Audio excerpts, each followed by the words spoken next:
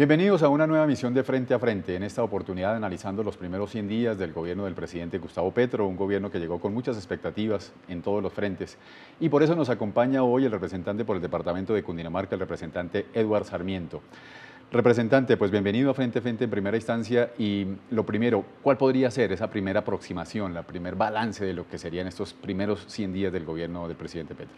Bueno, pues muchísimas gracias primero por la invitación, un saludo a todas y todos los televidentes y básicamente el balance es positivo. De hecho, hemos logrado avanzar en algunas temáticas que no creíamos que en los primeros 100 días íbamos a tener adelantadas, también porque ha habido una efectiva relación entre el Congreso de la República y el gobierno, el gabinete del gobierno nacional. Eso permite pues que avance la agenda a cierto ritmo, teniendo en cuenta además pues algunas situaciones, sobre todo en relación con lo climático y con la economía, pues que siempre termina siendo un factor que incide, pero eso no ha sido lo suficiente para que el balance no sea positivo en los 100 primeros días. Pero representante, digamos que a nivel de ministerios, ¿usted cree que los ministros, algunos que han tenido mucha polémica, la ministra de Minas, la ministra de Salud, han cumplido con las expectativas o digamos su inexperiencia también ha jugado un poco en contra de esos primeros 100 días? No, yo considero que pues uno puede pensar lo que sea sobre el manejo de pronto en las entrevistas y demás, pero en lo que hay que fijarse es en el trabajo que hacen como ministra. La ministra de Salud lanzó antes de los 100 primeros días el Programa Nacional de Salud Preventiva y Predictiva. Eso es un avance en lo que significa la salud y el goce del derecho a la salud en el país. La ministra de Minas viene interpelando los procesos productivos, pero al mismo tiempo dando tranquilidad. Se ha reunido con los gremios de los hidrocarburos y mineros precisamente para darles tranquilidad y para hacer el trabajo que le corresponde a ella, y es el relacionamiento con el sector productivo, pero también pues un Ministerio de Minas que entienda que hoy los tiempos son otros, que las discusiones son otras y que ya no estamos en las primeras décadas del siglo pasado donde creíamos que el carbón y el petróleo nos iban a sacar adelante y que eso era lo único que importaba. Representante, sin embargo, pues la oposición, en este caso el Centro Democrático específicamente, ha dicho que esos pronunciamientos de ministras como la doctora Irene Vélez en el sentido de que lanza unos conceptos y eso genera mucha expectativa, digamos en el tema petrolero, por ejemplo, se dispara el tema del dólar y eso ayuda a que pues, no cumpla con lo que ellos realmente quisieran demostrar, ¿no? Sí, lo que pasa es que intentan hilar realidades que obedecen más al contexto internacional, a la política macroeconómica, que no es fácil de manejar, que una vez, por ejemplo, en Estados Unidos el Banco Central aumenta las tasas de interés, tiene un impacto en todo el mundo y todas las monedas del mundo se devalúan, todas las monedas del mundo pierden valor respecto del dólar, y lo hilan lo suman como si fuese parte de lo mismo con las declaraciones de la ministra y lo relacionan con las declaraciones del presidente y terminan diciendo, como estos hablaron de esta manera, termina impactando en el dólar. No han logrado hilar, no han logrado tejer la relación entre el por qué baja entonces el dólar luego y qué declaraciones de la ministra o qué declaraciones del presidente estuvieron relacionadas. Si no estuvo relacionada ninguna con la baja del precio del dólar, básicamente la conclusión es fácil de darse y no tenían ninguna relación. La relación estaba más dada de acuerdo a, como les decía, la política macroeconómica. De alguna manera el Centro Democrático y la oposición intenta construir unos relatos que le están quedando difíciles además de posicionar porque la gente no les está creyendo, las encuestas de favorabilidad del presidente lo demuestran.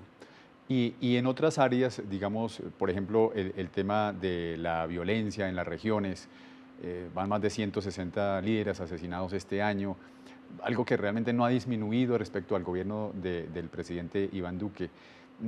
Ahí se ha fallado un poco, digamos que se encontraron con una realidad y tienen que enfrentar esa realidad específicamente en regiones muy afectadas por el conflicto armado. Pues diría que es una realidad que más o menos venía mostrándose. Las bandas y los grupos armados organizados tienen un poder y un dominio territorial, realmente copan el territorio y eso hace que sea difícil que el Estado llegue. Pero al mismo tiempo que se van instalando los PMUs, los PMUs de urgencia relacionados con el derecho, con el derecho de la gente a vivir en paz, relacionados con la disminución de la violencia, pues por supuesto esos PMUs van dando respuesta, no tan rápido como esperábamos, pero al mismo tiempo vamos andando en soluciones estructurales, como la ley 418, la extensión de la 418, que nos permite iniciar procesos de negociación que incluso en algunos territorios sí han representado disminución de violencia. Lo que pasa es que nosotros no nos podemos quedar celebrando unos focos de disminución de violencia mientras en otros lugares se sigue dando. Hay que seguir exigiendo, por supuesto, pero al mismo tiempo ir trabajando en la solución. La solución estructural está relacionada, además de toda la política social, pues específicamente relacionada en el conflicto armado con la extensión de la ley 418 para crear lo que hemos llamado la ley de paz total. Hay otra cosa que le afecta directamente al ciudadano del común, que es el tema de la inflación. Los precios de la canasta familiar pues siguen al alza. Es un fenómeno también mundial, pero a eso se enfrentó el presidente Gustavo Petro. ¿Cómo enfrentar esa inflación? ¿Cómo hacer para que los precios se estabilicen y el ciudadano de a pie no siga afectado? Pues digamos que estamos enfocados principalmente, pues aparte de la política macroeconómica, de lo que pueda hacer al respecto el Ministerio de Hacienda y el Banco de la República, en la búsqueda de incentivos o de subsidios para la disminución de los costos de producción de alimentos, que es donde, por lo menos en la cotidianidad, de primera mano impacta la inflación a la ciudadanía. Finalmente puede que el resto de productos sigan en crecimiento sus precios, pero si nosotros no logramos bajar los costos de los alimentos, pues va a seguir habiendo problemas. Entonces tiene que relacionarse, sumarse a la política de disminución de precios de insumos agrícolas con subsidio, con el proceso de retomar la producción en la fábrica monómeros, al mismo tiempo el aporte directo de crédito blando o de crédito a costo cero, tanto al campesinado como también a los sectores productivos, los sectores transformadores. Sumado a eso hay que ponerle la política que tiene que iniciar el próximo año, sí o sí, para eso peleamos por la reforma tributaria, la política de entrega de salarios o de bonos pensionales a las personas mayores de la tercera edad, las mujeres cabeza de hogar sin pareja, que tienen niños en la primera infancia. Todas esas son políticas que buscan atender al principal problema, digamos, que afecta a la ciudadanía en términos de inflación, y es el acceso a alimentos. O sea, que cuanto menos la inflación no impacte directamente tanto la producción como el acceso a los alimentos de las personas. Representante, en estos 100 días se aprobó una reforma trascendental para el país, para los próximos 4 años, que es la reforma tributaria. ¿Cómo afecta esto al ciudadano? ¿O no lo afecta? ¿Lo beneficia en ciertas áreas? Va a tener algunas afectaciones para ciertos sectores, en algunos tipos de productos, por ejemplo las bebidas azucaradas, con eso que llamamos los impuestos saludables, pero en general al grueso de la población le van a beneficiar digamos, las apuestas de la reforma tributaria, que en últimas pone a la gente que más gana, a la gente que más tiene, a pagar más impuestos, que es lo contrario a lo que venía pasando siempre. Eso significa que hoy, por una política redistributiva, recogiendo de los que más tienen para poder invertir en quienes más requieren de apoyo del Estado, pues evidentemente va a ser ese, como le decía, ese grueso de la población, la mayoría de la población, la que va a salir beneficiada. Pero está la contraparte. Nuevamente, el Centro Democrático ha criticado mucho que esta reforma tributaria afecta directamente a los empresarios, y al afectar a los empresarios, pues afecta a la generación de empleo. ¿Qué decirle a los colombianos? Pues mire, en buena parte del mundo hay políticas tributarias parecidas a esta que acabamos de aprobar. Lo que pasa es que nosotros llevamos décadas atrasados en hacer una reforma tributaria de esta, pero es bien sabido, incluso los buenos empresarios, para ponerle algún juicio de valor, saben perfectamente que aportar a través de la política tributaria, que aportar a través de garantías laborales, de buen trato a sus trabajadores y trabajadoras, pues terminan redundando en aumentos de la productividad, termina redundando en una mejor relación empresarial, pero además también entendiendo que en un país tan inequitativo como Colombia, pues es ese sector que más recoge, que más usufructúa el trabajar en Colombia, pues el que más debe aportar. Yo creo que una buena parte del empresariado es consciente, y por eso una buena parte del empresariado se acercó al gobierno nacional, al Ministerio de Hacienda, y de alguna manera entendiendo un poco, seguramente algunos a regañadientes, otros con una mayor generosidad, pero entendieron que era un cambio necesario. Representante, la reforma tributaria está enfocada a reunir cerca de 20 billones de pesos. ¿Cómo se van a ver reflejados esos 20 billones en la población más pobre, en la más vulnerable, en todas las regiones del país donde la pobreza pues, es una de las características? Digamos, ya hemos venido anunciando, el presidente ha sido insistente en recordar que una de nuestras apuestas es el bono pensional, es también el bono, lo que podríamos equiparar a la renta básica para ciertos sectores, no a todas las personas que quisiéramos en principio, pero por lo menos durante los 4 años un escalonamiento del crecimiento de los bonos pensionales y de la renta básica. Eso es importante porque va precisamente dirigido a los sectores, a las capas de la sociedad más vulnerables, más empobrecidas por el sistema económico, por la forma en que se ha desarrollado económicamente el país de esa manera inequitativa, y será a ellos primeros. Estará también relacionado con la salud. Si nosotros logramos invertir, de hecho ya inició el proceso, como lo decía hace un rato, de medicina preventiva y predictiva, pero también va a haber un avance de medicina a los hogares, de medicina a los colegios. Eso nos va a permitir reducir costos, pero requiere inversión. También hay una inversión muy importante, incluso de entrada, que está relacionado con la capacidad de poder tener medicina en los primeros momentos. Eso requiere que sí o sí haya inversión en puestos de salud, que sí o sí haya inversión en algunos centros hospitalarios en el país y fortalecimiento de la red hospitalaria. Eso no se va a lograr solo con la modificación del sistema de salud y la reducción de la intermediación financiera. También va a ser necesario invertir producto de esa reforma tributaria una parte.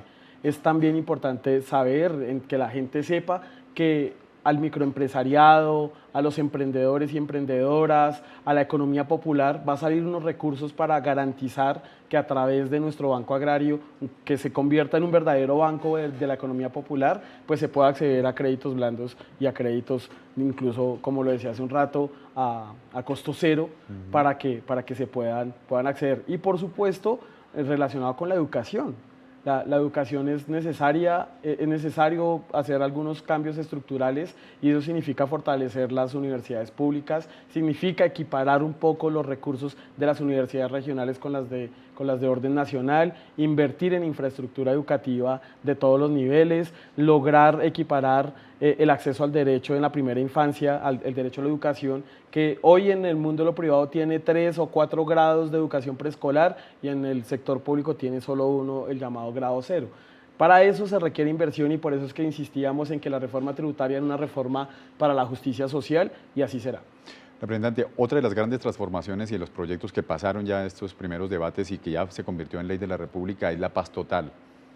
También se logra en estos primeros 100 días de gobierno del presidente Gustavo Petro, con el apoyo, pues, por supuesto, de su partido en las bancadas de Senado y Cámara. ¿Qué decir sobre este proyecto que pretende llevar esa paz total a las regiones más afectadas y permitir que grupos ilegales inicien un proceso de diálogo con el gobierno? Pues digamos que tiene varios alcances. El primero, por supuesto, poder negociar con los grupos armados organizados, los que no tienen ningún estatus político, y poder conversar con el Ejército de Liberación Nacional, el ELN, tener una negociación política para solucionar parte del conflicto armado y sociopolítico que vive el país a través de estas negociaciones. Y se diferencia eso porque una cosa será para aquellos que tienen ese estatus político, como lo es el ELN, y otro para el resto de grupos armados. Pero busca desestructurar esas a partir de la negociación, que es una forma distinta, un enfoque distinto de abordar el orden público y la seguridad nacional. Tiene como aporte también la creación del Servicio Social para la Paz, que será una alternativa al servicio militar obligatorio, que nos permitirá que muchos jóvenes no tengan como única opción irse al ejército para cumplir con ese servicio, sino que hoy podrán optar por una lista de cerca de 9 opciones para hacer servicio social. Eso significa que de alguna manera cesa el sufrimiento para muchas familias que veían cómo sus hijos se iban sin querer a ser obligados a empuñar un arma y entrar en una vida militar que no querían. Eso no significa que los que quieran no lo puedan hacer, los que quieran van a seguir teniendo esa opción, va a existir todavía el servicio militar y lo van a poder hacer. Pero a mí me parece que esa es una de las principales características. Y una tercera que me parece importante abordarla y que puede ser muy polémica, y era la posibilidad de que personas que ya habían hecho parte de algún posible proceso, de algún proceso de paz en alguna de sus fases, que no pudiese participar de esta nueva ola de negociaciones en la extensión de la Ley 418, Ley de Paz Total. Era importante porque una buena cantidad de esos grupos neoparamilitares o BACRIM o grupos armados organizados o grupos de delincuencia de alto impacto, sin importar la denominación que leemos, buena parte hizo y estuvo en las negociaciones con grupos paramilitares. Y algunas cifras incluso se atreven a decir que son casi la mitad de sus integrantes.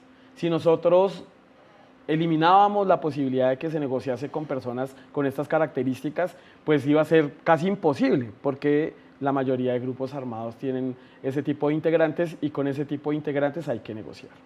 Representante Eduardo Sarmiento, se viene el último periodo de esta legislatura y se vienen, digamos, las otras expectativas en materia de proyectos de ley. ¿Cuál creería usted en el que se debe enfocar, después de haber pasado por tributaria, de la paz total, el Congreso de la República y específicamente la Cámara de Representantes?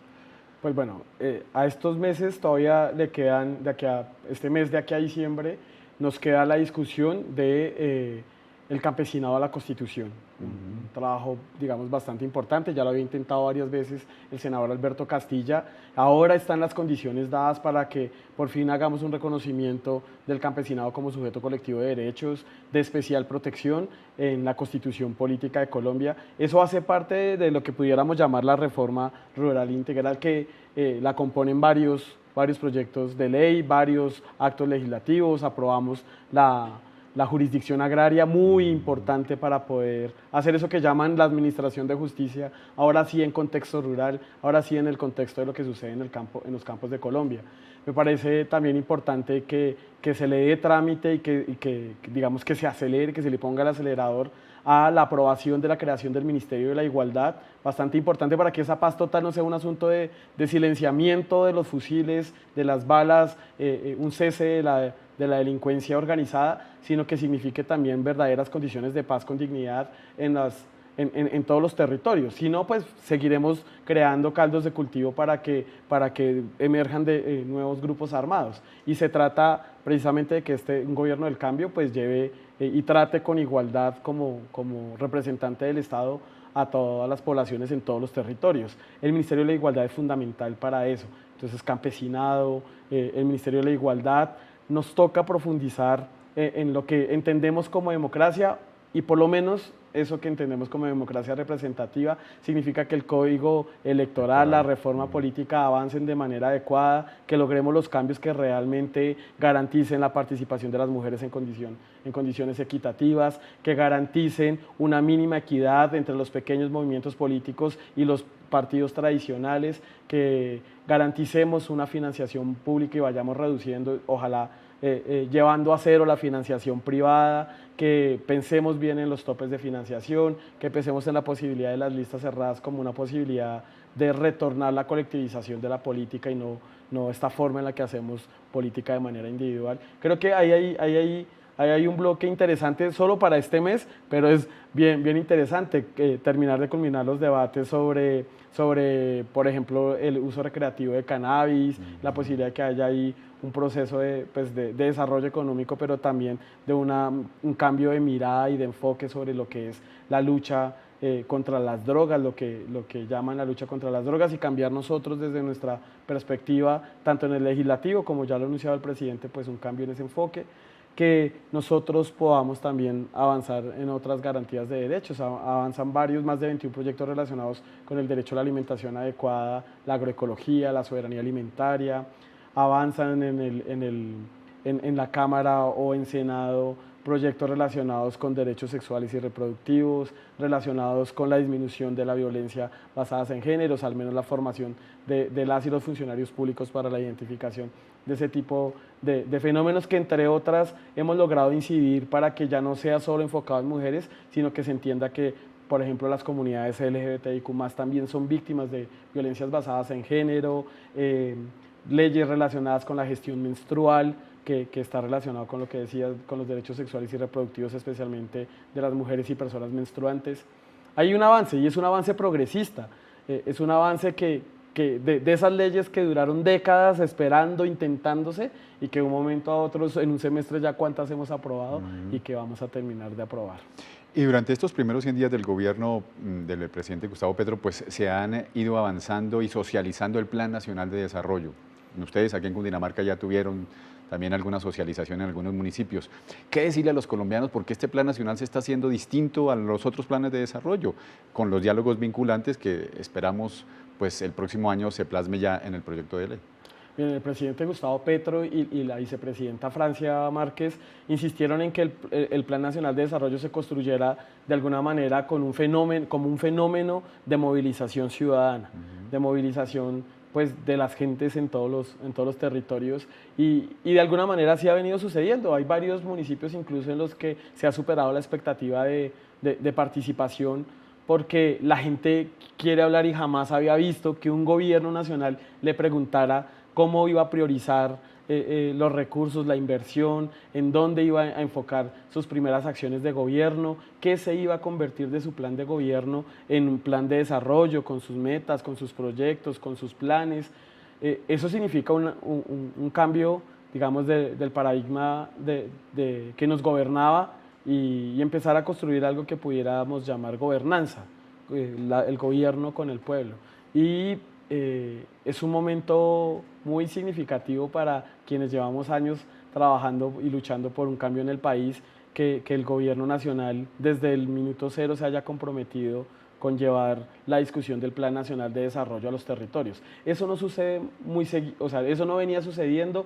Algunas personas lo han visto de pronto en los territorios, algunos alcaldes, algunos gobernadores, pero este proceso de orden nacional yo creo que es tal vez el proceso de movilización ciudadana más masivo que hemos tenido en el país. Lo está haciendo, se está consolidando. Luego vendrá nuestro trabajo, ¿no? Y es evidenciar, recoger, y pues de alguna manera lograr ratificar ese compromiso ahora en el legislativo, que más o menos hacia el 7-8 de febrero se va a radicar el Plan Nacional de Desarrollo, ya digamos con el trabajo de gobierno habiendo recogido, sistematizado todo lo que propuso la gente en los territorios. ¿Y tienen la seguridad de esas personas que han participado en esos diálogos vinculantes de que la carretera que ellos siempre han anhelado, en la zona veredal, una mejora en sus condiciones de vida, se puedan ver plasmadas en este plan de desarrollo? Eso, digamos, se lo podríamos asegurar a los colombianos. El gobierno nacional está muy comprometido con que se plasme en el Plan Nacional de Desarrollo lo que la gente ha priorizado. Hay muchas formas, claro, de hacerlo. Habrá no sé, asuntos, obras. He escuchado en municipios, por ejemplo, que quieren aeropuertos. Sí, pues depende pues de las capacidades, de las posibilidades, de las necesidades del territorio, de las necesidades de la gente, del gobierno nacional, de la nación misma. Pero pues digamos que dadas esas precauciones y también pues con las justas proporciones, por supuesto que se tendrán como priorizadas las temáticas y los proyectos que la gente misma haya priorizado en territorio. Ese es el compromiso. Y representante, pasan estos 100 días del gobierno del presidente Gustavo Petro, pero se viene una gran cantidad de expectativas de los colombianos. ¿Cuáles son esos proyectos? Anunciaba hoy el presidente David Racero que se viene la reforma de la salud, la reforma laboral y la reforma pensional. Comprometidos que en estos 4 años que vienen del gobierno del presidente, pues se logren sacar esas iniciativas. Pues de hecho, nosotros queremos que en el segundo año de gobierno se tengan las grandes reformas sociales: la pensional, la laboral, la de educación y la de salud. ¿Sí? La de salud se viene trabajando para que incluso en lo posible, una vez hayamos aprobado el Plan Nacional de Desarrollo, iniciemos la discusión. Iniciemos inmediatamente la discusión con las centrales obreras, con las organizaciones de pensionados. Se viene hablando de la reforma pensional, es algo que no se está construyendo solo desde el gobierno. Vienen también las reformas ambientales, la reforma al Código Minero, la reforma al Sistema Nacional Ambiental, al SINA, la reforma a la política de hidrocarburos. Es decir, van a ir avanzando. El siguiente año nos vamos a enfocar en las reformas sociales y efectivamente van a pasar. De hecho, ya hay algunas iniciativas de orden parlamentario, pero la idea es lograr conciliarlos, sobre todo enfocados en esos grandes propósitos del Gobierno Nacional del Cambio. Pues, representante Eduardo Sarmiento, muchas gracias por estar en Frente a Frente. Esperamos, por supuesto, que no sea la última vez que lo tengamos en este escenario y tratando temas de coyuntura nacional. A ustedes los invitamos para una nueva emisión de Frente a Frente la próxima semana.